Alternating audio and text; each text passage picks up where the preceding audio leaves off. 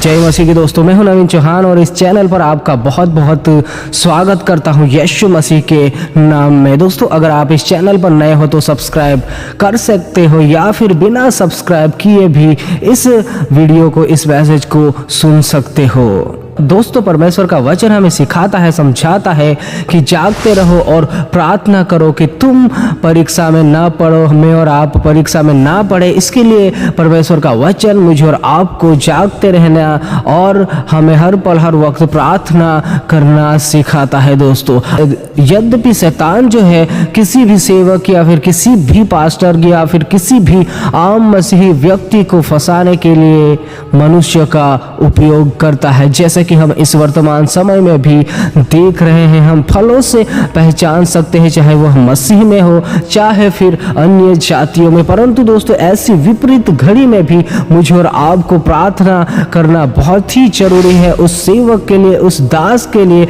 इस वर्तमान समयों में मैं तो कहता हूं कि इस संसार के हर एक कलीसिया या फिर हर एक व्यक्ति को, जिस भी व्यक्ति के पास यह मैसेज, यह बात पहुंची है, उन तमाम लोगों को परमेश्वर के उस दास के लिए प्रार्थना करनी चाहिए। चाहे आपके और मेरे मन में चाहे मन मोटाव हो या फिर हम उसकी कुछ बातों से, कुछ शिक्षा से सहमत नहीं होंगे, परंतु इस विपरीत घड़ी में मुझे और आपको उसके लिए प्रार्थना करना है कि परमेश्वर उसके साथ रहे। उस जेल में भी परमेश्वर उसे मार्ग दिखाए और उस जगह से भी परमेश्वर की इच्छा के अनुसार, परमेश्वर की योजना के अनुसार परमेश्वर उस जगह पर भी काम करे। और परमेश्वर की अगर इच्छा, परमेश्वर की अगर योजना, मर्जी रहे तो उस जगह से भी परमेश्वर उसे जरूर बाहर निकालता है। परंतु दोस्तों, हमें इसके लिए प्रार्थना जरूर करनी है। दोस्तों, हमें यह नहीं सोचना है कि वह तो किसी और संस्था का या फिर किसी और जगह का पास्टर ही है, या फिर ऐसे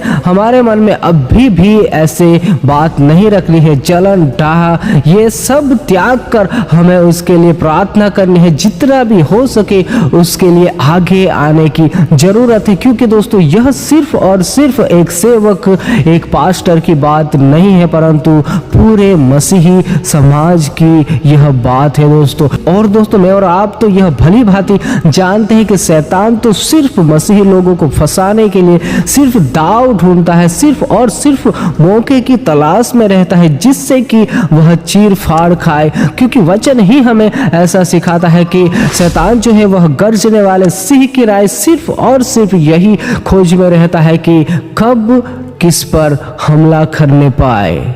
दोस्तों, मुझे और आपको यह नहीं भूलना है कि मसीही विरोधी जो है, मसीही के जो विरोधी है, वह सिर्फ और सिर्फ एक बात को ही देखते हैं कि कब मसीही लोग गलती करें और कब हम उसे फंदे में फंसाए। क्योंकि इस केस को लेकर ही मैं और आप यह बात जानते हैं। दोस्तों, जो भी हो सच्चाई मैं और आप अभी तक नहीं क्लियर रीति से जानते हैं। इससे मुझे और आपको समझना होगा और हमारे मनों में से ऐसे विचारों को बाहर फेंक कर हमें उसके लिए आगे आना है। उस दास के लिए प्रार्थना जरूर करनी है, चाहे आप और मैं उसे किसी भी नजर से, किसी भी एंगल से देखते होंगे। परंतु इस वर्तमान समय में जो कि उस पर एक दुख का पहाड़ गिरा हुआ है, अगर ऐसी स्थिति में भी अगर हमारे मन कठोर होंगे, ऐसी स्थिति में भी हमारा मन अभी तक कठोर होगा, तो दोस्तों हमारा मन मसीह का मन कहा गया। मसीह तो हमें पापियों के लिए भी प्रार्थना करना सिखाता है। मसीह तो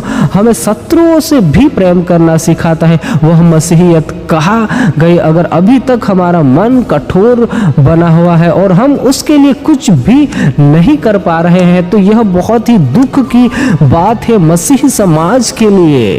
दोस्तों, आज के इस वर्तमान समय में इस देश में कई संस्थाएं, कई कलीसिया है जो कि आज परमेश्वर की सेवा कर रहे हैं। क्या परमेश्वर हमें ऐसा मन नहीं दे रहा है कि हम उसकी समा के लिए प्रार्थना करें कि परमेश्वर उसे बचाए, परमेश्वर उसे उस जगह से भी बाहर निकाले, जिससे कि आने वाले समय में वह सही रीति से परमेश्वर की सुसमाचार को और भी तेजी से फैलाए।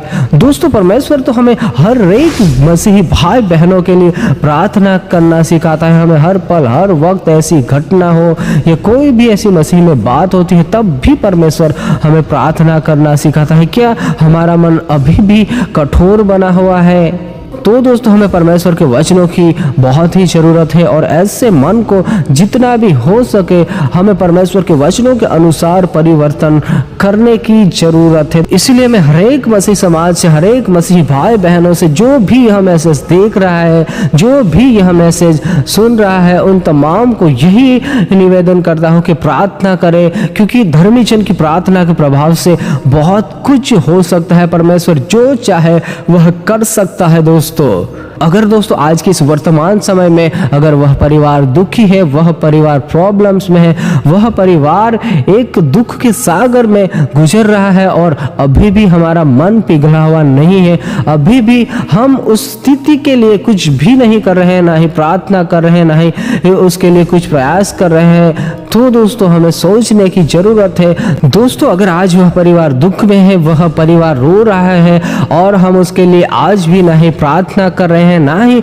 उसके लिए हमारा मन परिवर्तन हुआ है, ना ही हम उसके प्रति एक परमेश्वर के जैसा मन रख रहे हैं जो दया से भर जाता था, वैसा अगर हम नहीं मन रखते हैं, तो दोस्तों साफ साफ इसमें है कि हम में मसीह का मन है ही नहीं। परमेश्वर तो हमें क्षमा करना सिखाता है, प्रेम करना सिखाता है। अगर वह प्रेम हमारे अंदर है ही नहीं तो हम उस ठनठनाते हुए बर्तन की समान है, जिस प्रकार परमेश्वर का वचन मुझे और आपको सिखाता है। तो मैं मैसेज के अंत में यही कहना चाहूँगा कि इस संसार में जितने भी लोग हैं, जितने भी पर्सन हैं, कोई भी हिम्मत ना हारे, परंतु प्रार्थना करे, परमेश्वर से कहे, क्योंकि धर्मी जन की प्रार्थना के प्रभाव से बहुत कुछ हो सकता है। परमेश्वर जरूर अपने अनोखे कार्यों को करने पाएगा। दोस्तों सबको जय मसीह की।